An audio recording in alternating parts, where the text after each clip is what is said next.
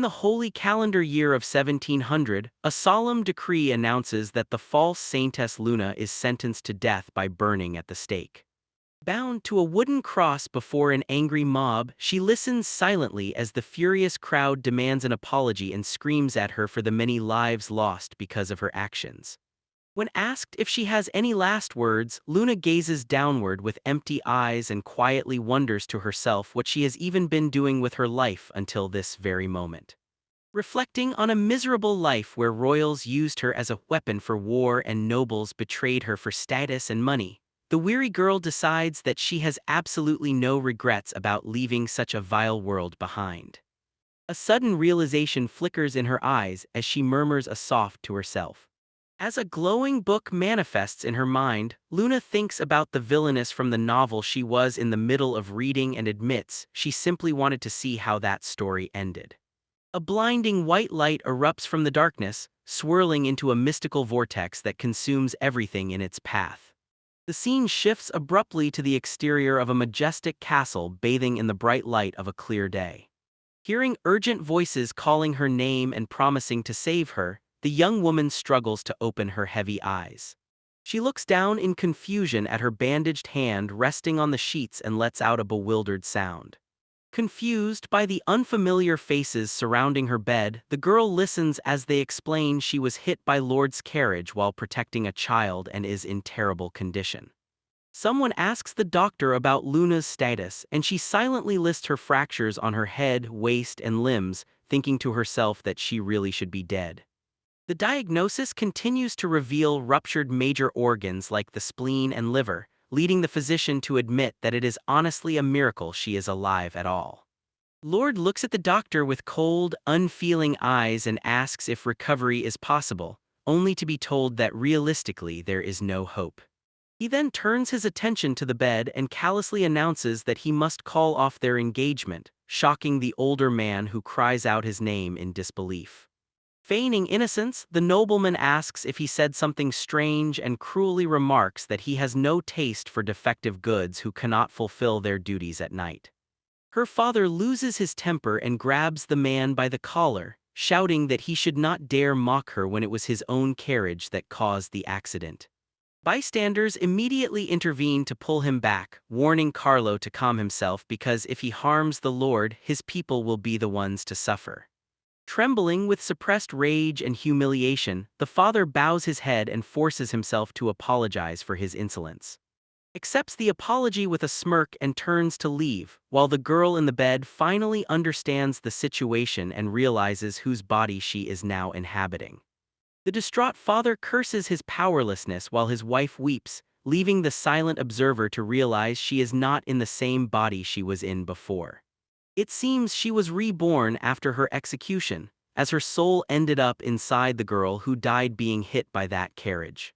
Lying heavily in her bandages, Luna thinks that getting her engagement broken off and being called defective by her pretty much sums up her current situation.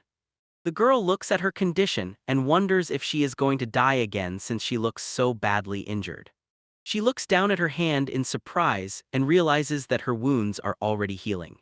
Luna understands that this body holds the same saintly power as before, possessing both strong vitality and immense magic power. The girl decides to stay still because if she suddenly wakes up now, everyone will definitely get suspicious. A loud and rumbling sound suddenly erupts from her stomach, shocking her parents who stare at the bed in disbelief. Her father frantically asks the doctor about the noise while the mother worries if Luna is hungry, making the girl mentally scream about her terrible timing. The doctor dismisses their concerns by claiming it is a mass auditory hallucination because it is impossible for a patient in critical condition to have a growling stomach. As her stomach growls a second time, the embarrassed girl blushes furiously and mentally begs for this to be a misunderstanding while denying the reality of the situation. Her frantic father leans in close and desperately begs her to name anything she wants to eat, urging her to just say the word. Realizing that she can no longer pretend to be asleep after letting them hear such a loud noise, Luna accepts that she has to act now. She slowly opens her eyes to look at her stunned parents and quietly murmurs that she wants to eat sweet things. The parents freeze in comical shock that she actually spoke, while the girl internally screams that she was tricked into answering because anyone would respond to such a desperate question. A basket of fresh fruit and a plate of carefully sliced apples are quickly brought to the bedside to satisfy her request. When asked if she is really recovering, Luna shyly eats a slice of fruit and politely thanks them for their concern while sweating nervously. Her parents weep tears of joy and clasp their hands together, declaring her survival a miracle and insisting that they must thank the Saintess for this blessing. The girl pauses mid-bite as she processes their words, realizing with interest that this world apparently has Saintesses as well. She notes with a hint of bitterness that the Saintess is actually worshipped here, unlike her past self who was condemned and burned at the stake. Luna reads the diagnosis result, which claims she is inexplicably healthy and murmurs that she sees. She discovers that this body belongs to a 15-year-old girl named Luna. Noting that her face and appearance are exactly the same as her past self, the teenager wonders if that is the reason her soul was drawn here. Luna realizes she has been reincarnated 300 years later in the holy calendar year 2000, though she admits she does not really understand why this happened. A shadow passes over her face as she reads that even after 300 years, the world is still plagued by war. The history books explain that while nations ceased fighting and peace returned after the Saintess's execution, that peace was short-lived because the great demon Lord soon resumed his assault on humanity. People prayed for salvation, but since the foolish humans destroyed their own last hope, humanity was trampled mercilessly without the Saintess's power of deterrence. Luna closes her eyes for a moment and thinks that it is all too late now because she is no longer the Saintess. Turning her attention to a family tree, the girl is baffled to discover that her parents are 45 years older than she is. She awkwardly decides that there must be some complicated story behind that age gap and concludes it is best not to dig into it. Thinking about her uncertain future, the girl lets out a big yawn and wonders what she should do from now on. She stretches her arms wide and decides that since she was given a second chance at life, this time she just wants to live as an ordinary girl called Luna. A sudden thought strikes her as she tries to remember a dream she always wanted to try but never could. Luna recalls the character she admired from that novel, a free-spirited, selfish villainess who was the complete opposite of a saintess, and makes up her mind.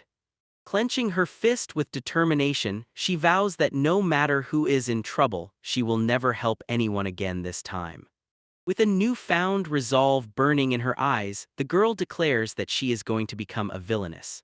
Her train of thought is interrupted when her personal maid, Ro, enters the room to announce that her outfit is ready and that Lord Carlo and Lord are waiting in the dining room. Luna thanks her politely, but the observant maid notices something strange and asks if her mistress no longer needs her cane. The girl freezes and sweats nervously, quickly making up an excuse that she was only using it as camouflage after her injury.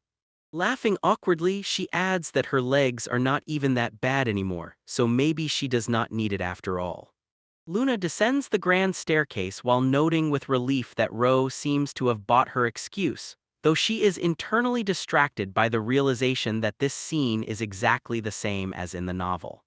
Spotting a perfect opportunity to act out her new role, the girl eyes her target with sparkling excitement and mentally declares that this is her villainous chance. She turns to her maid with a feigned look of displeasure and demands to know if the servant has a moment to spare. Pointing a sharp finger at the window frame, Luna haughtily accuses the maid of failing to properly clean a specific spot on the glass. Her confidence instantly evaporates when she looks closer and realizes the surface is actually spotless, while Ro calmly asks if something is the matter. Flustered by her failure, the mistress hastily claims it is nothing at all while inwardly grumbling that this capable maid refuses to give her a single opening for a villainous move. Ro touches her chin thoughtfully and observes that her lady seems to be acting a little different lately, eliciting a shocked gasp from the girl. Terrified that her reincarnation secret has been discovered, Luna nervously asks how she has changed while trying to maintain her composure. The maid adopts a serious expression and begins to speak, warning her mistress that she is going to be blunt with her assessment. With a deadpan look, Ro simply states that Luna has become a bit of a scatterbrain, leaving the girl completely dumbfounded by the unexpected comment. The maid confesses that personally, she finds her mistress much more charming and approachable now and asks for forgiveness if she has spoken out of turn. Luna blushes with delight and asks if that is really true while thinking to herself what a sweet girl her servant is. A few days later, the story jumps forward to show the young noblewoman undergoing a grueling dressing session. Luna cries out in distress that the corset is way too tight and frantically calls out to her maid to stop. The ruthless servant orders her to pull her stomach in more, ignoring the girl's terrified protest that if it gets any, her organs are going to pop out.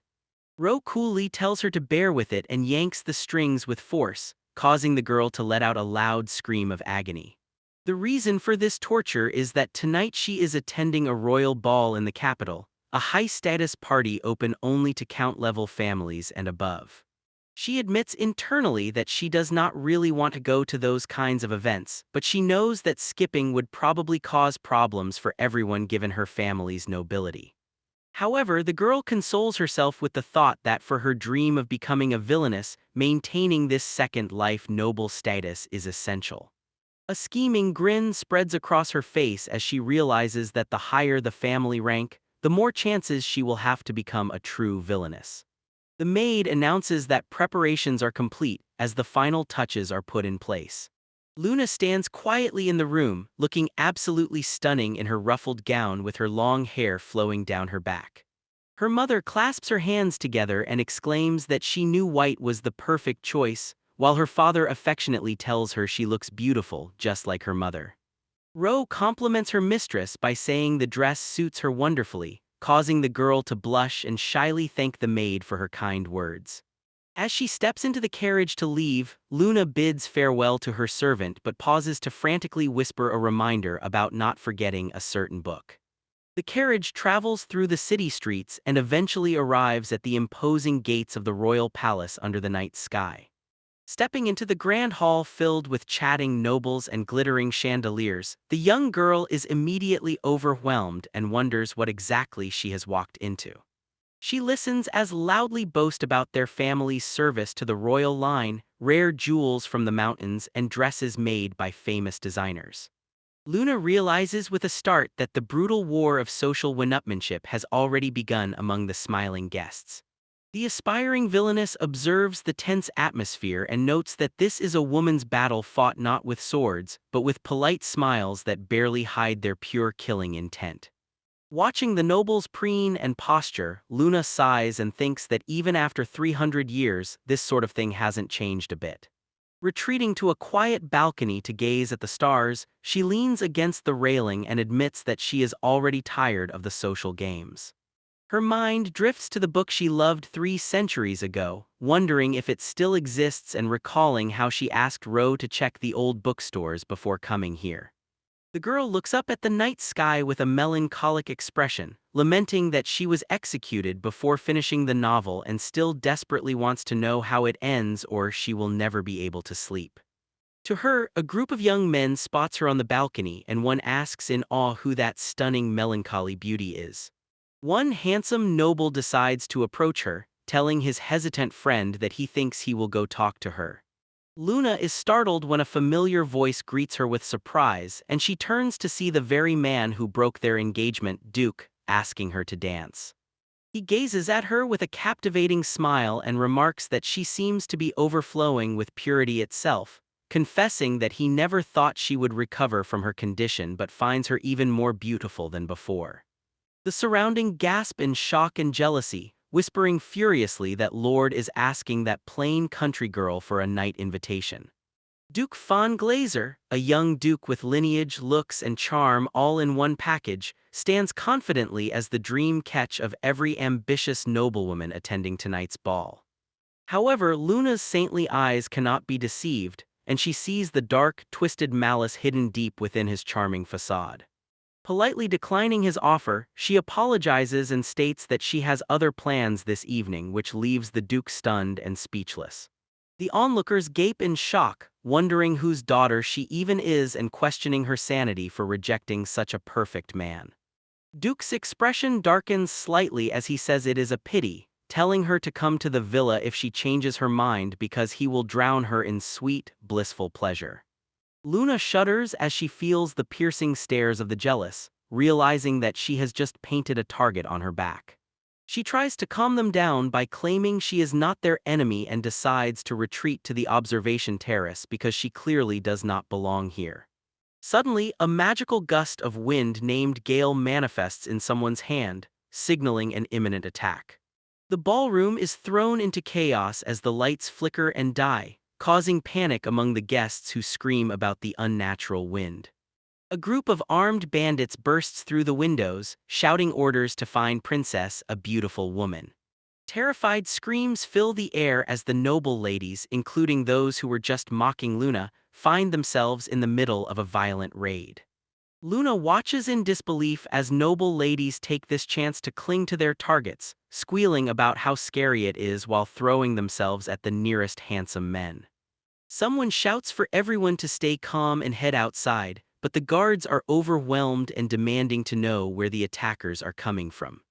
Bound in the back of a moving wagon, the silver-haired girl sighs heavily and wonders why she got caught up in this mess. She realizes that because she was on the terrace in the moonlight, her silver hair must have looked, leading to her mistaken capture.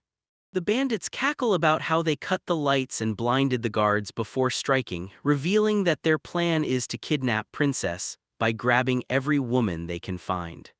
Luna looks around at her fellow captives, sarcastically noting the ridiculous temporary names she gives to the other terrified, assuring them that she is not their enemy. Observing a girl huddled separately in the corner, she correctly guesses that this one is the real princess. One of the kidnapped ladies suddenly snaps and furiously demands to know if they realize who she is, announcing herself as Lady, heir to house, and calling her captors insolent scum. The protagonist is shocked to realize that her temporary nickname was actually spot on, exclaiming internally that she is really. Meanwhile, she tests the bindings on her wrists and notes that the knots are loose and the execution sloppy, concluding from her past life experience of being kidnapped many times that she can tell their skill level from the smallest details. The two captive girls whisper fearfully to each other, with one wondering aloud what is going to happen to them now, to which Luna replies that they can only wait and see. Internally, however, the former saintess is calm and confident, thinking that she could escape any time but would rather not start a scene, planning to quietly slip away when the time is right. The wagon eventually stops in front of a large, ominous mansion under the night sky, and the creaking of the wheels announces their arrival.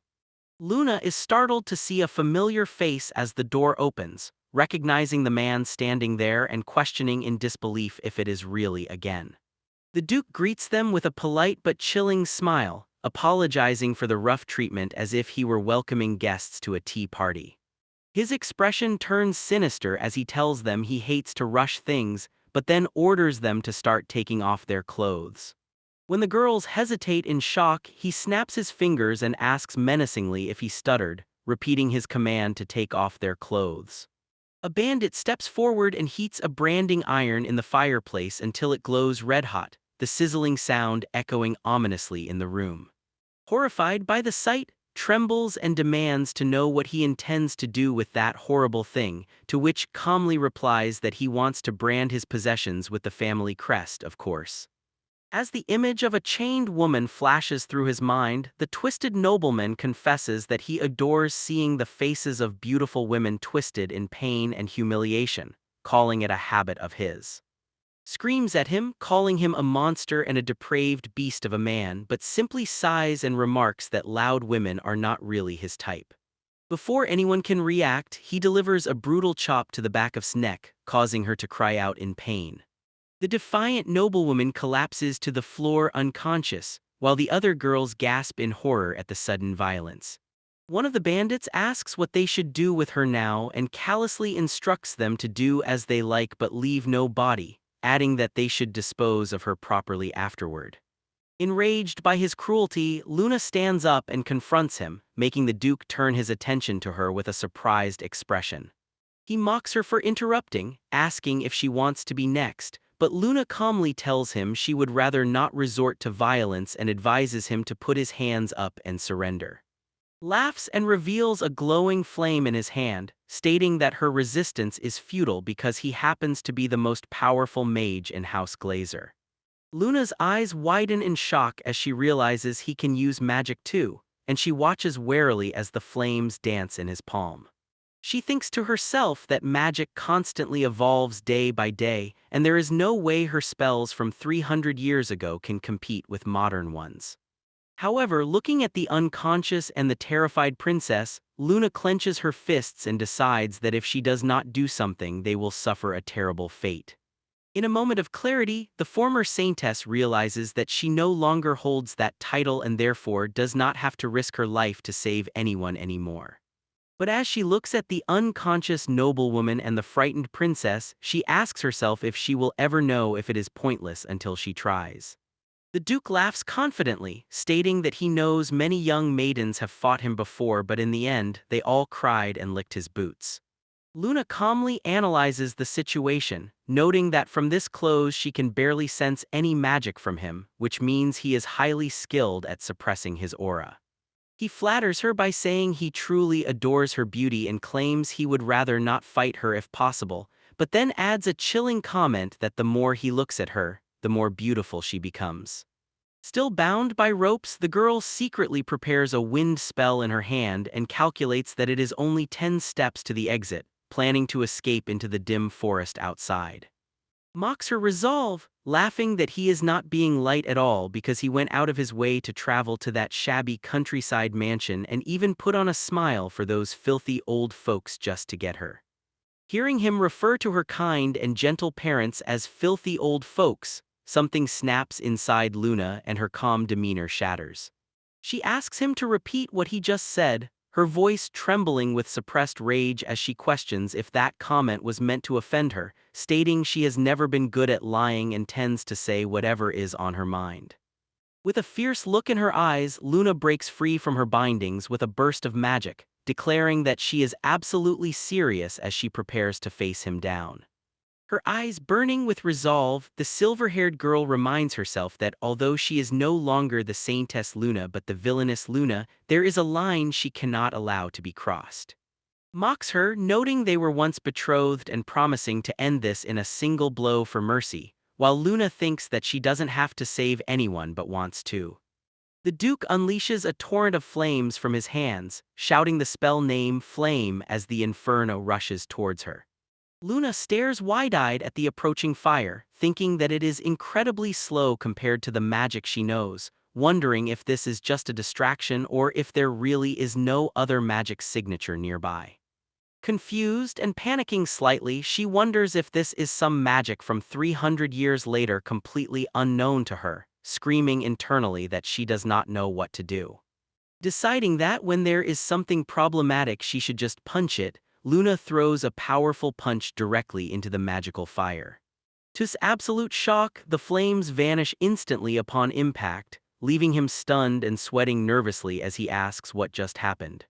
Luna stands there bewildered, thinking to herself that she just punched and the fire disappeared, wondering what he was really aiming for with such a weak attack. The Duke bursts into laughter, clapping his hand to his forehead and exclaiming that she never ceases to amaze him. He continues to laugh hysterically, his composure regaining as he looks at her with a mixture of amusement and renewed interest. Scratches his head with a nervous smile, admitting he cannot believe his spell even though it was a low-tier one with reduced power. A dark, swirling sphere of fire forms in the nobleman's hand as he confidently challenges her to face his next attack, Hell's Flame. Luna stares at the technique with genuine confusion, noting that aside from the different color, it appears to be exactly the same spell as before. The magic moves towards her at such a sluggish pace that the former saintess suspects it might be a distraction, yet she senses no other magical presence nearby. Deciding that the best way to deal with a troublesome situation is to simply hit it, the girl throws a powerful punch directly into the incoming fire. watches in absolute shock and breaks into a cold sweat as his magical flames vanish instantly upon contact with her fist. Standing amidst the fading sparks, Luna wonders what is going on and what his true objective was since the attack was so easily dispelled. The Duke suddenly throws his head back and bursts into hysterical laughter, exclaiming with a wide grin that she never ceases to amaze him. He points an accusing finger and claims she must possess a divine blessing for magic resistance, ignoring her denial as he lectures her that a magic battle is a duel to the death. Warning that even strengthened resistance has its limits, raises his hand to unleash his ultimate spell, Abyss Flame, causing the terrified princess to tremble in recognition. Laughs nervously with sweat running down his face, admitting he cannot believe his spell even though it was a low-tier one with reduced power. He quickly regains his composure and conjures a swirling ball of dark fire in his hand, confidently challenging her with his next attack, Hell's Flame. Luna stares at the new technique with genuine confusion, noting that aside from the different color, it appears to be exactly the same spell as before. The magic moves towards her at such a sluggish pace that the former saintess suspects it might be a distraction, yet she senses no other magical presence nearby. She stands perfectly still and wonders if magic in this era has really gone downhill, as the attack seems completely unthreatening to her. Watches in shock as his flames vanish instantly upon reaching her, screaming in disbelief while Luna thinks to herself that she simply punched it away. The Duke suddenly throws his head back and bursts into hysterical laughter, exclaiming with a wide, crazed grin that she never ceases to amaze him. His expression turns dark as he lectures her about the seriousness of a magic duel, pointing a finger to accuse her of possessing a divine blessing for magic resistance. Ignoring her denial, warns that even strengthened resistance has limits and raises his hand to unleash his ultimate spell, Abyss Flame, causing the terrified princess to gasp. A blinding flash of light obliterates the attack and sends the nobleman flying backwards with a scream of agony, leaving Luna to scoff that she only scared him a little. Luna breathes a sigh of relief as she notes that she successfully protected the other two girls with a defense spell, so they remain unharmed by the blast. Princess notices the commotion outside and wonders if soldiers have arrived to rescue them, prompting the silver-haired girl to decide she must slip away quietly to avoid a troublesome explanation. Raising her hand, the mage casts a spell called Fairy Conceal, causing her body to begin glowing and dissolving into particles of light. As she fades from view, she thinks that this magic should erase all traces that she was ever there so no one will know it was her. The princess calls out to stop her, stammering a heartfelt thank you which makes Luna shyly reply that she dislikes messy involvements and is simply running away. Blushing with admiration, the rescued royal asks just one last question, pleading to know the true identity of the person who saved her. Luna turns back with a gentle expression and starts to say she is a passing saintess, but catches herself mid-sentence with a look of realization. Correcting herself with a confident smile and a graceful pose, she declares that she is merely a passing villainess before vanishing completely into the night. The sun rises peacefully over the royal capital the next day, illuminating the castle towers after the chaotic events of the previous evening. A newspaper report circulates through the city announcing that the royal guard rescued Princess, and that the culprit Duke has been arrested after dozens of his crimes were uncovered. Model. Luna reads the article and comments that it seems like a fitting punishment, noting that the Glazer house was stripped of its ducal title and sentenced to 99 years of hard labor in the northern exile lands. A shiver runs down her spine as she imagines the brutal conditions, thinking to herself that 99 years in the frozen north is literally a living hell. Stretching her arms with a contented sigh, she enjoys a peaceful morning in her room, savoring the quiet after the previous night's excitement. A knock on the door interrupts her relaxation and Ro enters, apologizing for the intrusion and asking what she is doing. Luna looks up in surprise as the maid presents her with a wrapped package, explaining that it is what she requested. The girl's eyes widen in disbelief as she stammers, asking if the maid actually found it, unable to contain her excitement. Ro confirms with a nod, revealing the complete collection of Villainess, causing Luna's face to light up with pure joy. The maid warns that the covers are a bit faded and aged, so it is not ideal for display, but assures her that they are fine for reading enjoyment. Overwhelmed with happiness, Luna hugs her maid tightly and declares her love, thanking her profusely while Ro stoically replies that she is honored. On a beautiful day with a clear sky, a pleasant spring breeze, and birds singing sweetly, Luna decides that she is going to stay inside and binge-read Villainous novels. Ro pours tea for her mistress and casually remarks that Lady Luna seems quite relaxed these days, asking if she is sure that is all right. The girl looks up from her book with a happy blush and asks what the maid means by that sudden question. Ro informs her with a serious expression that the entrance exam for Saintess Academy starts soon and asks if she is prepared for it. Luna freezes in shock and stammers out a confused repetition of the words, receiving a blunt confirmation from her servant. Sitting stiffly in her chair, the terrified girl shouts in disbelief that the exam is tomorrow, while Ro adds that everyone in the domain is cheering for her.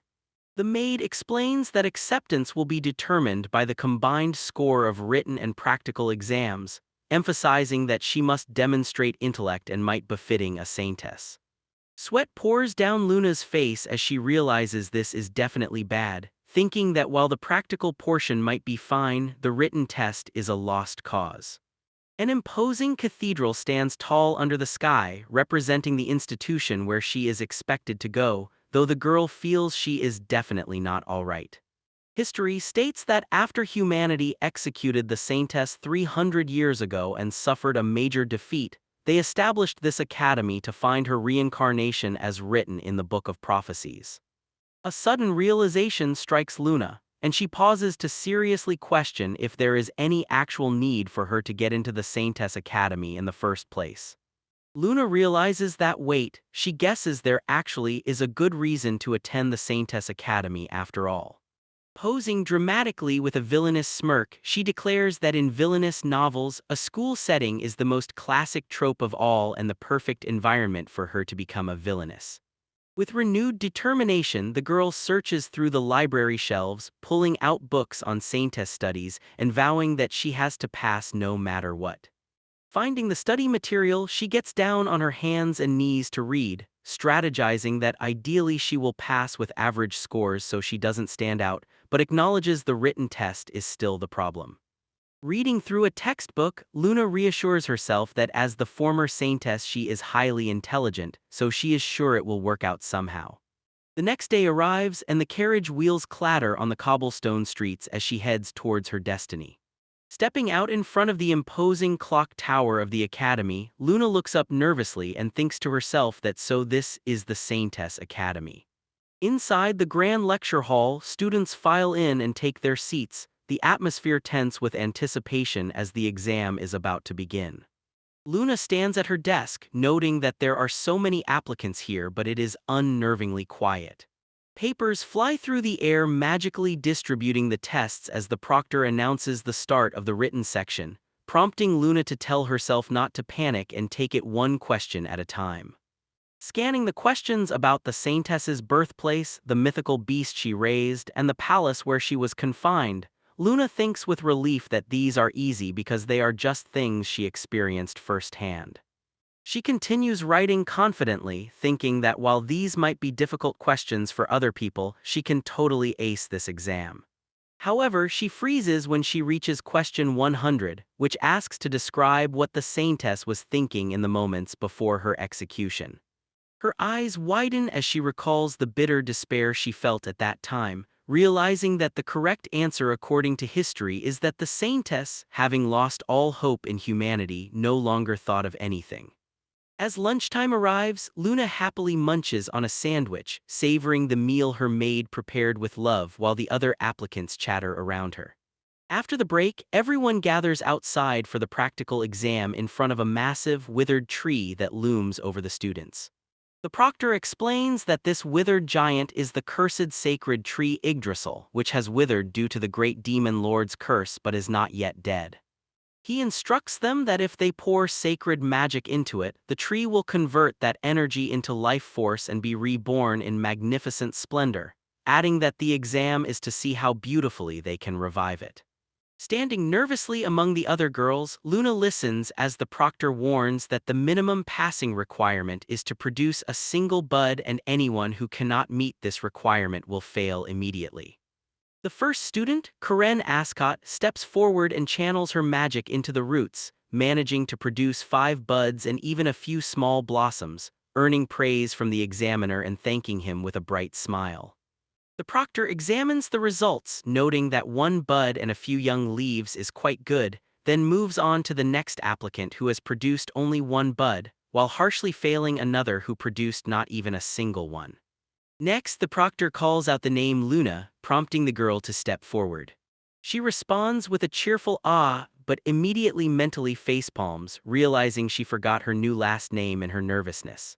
Her classmates snicker and whisper, wondering what backwater town she is from and commenting on how overly nervous she seems. Standing before the great tree, Luna tells herself that if she misjudges the amount of magic to pour in, something incredible is going to happen, thinking this might be a little bad. She closes her eyes and concentrates, reasoning that if she just wants 1 or 2 buds, this much magic should do it.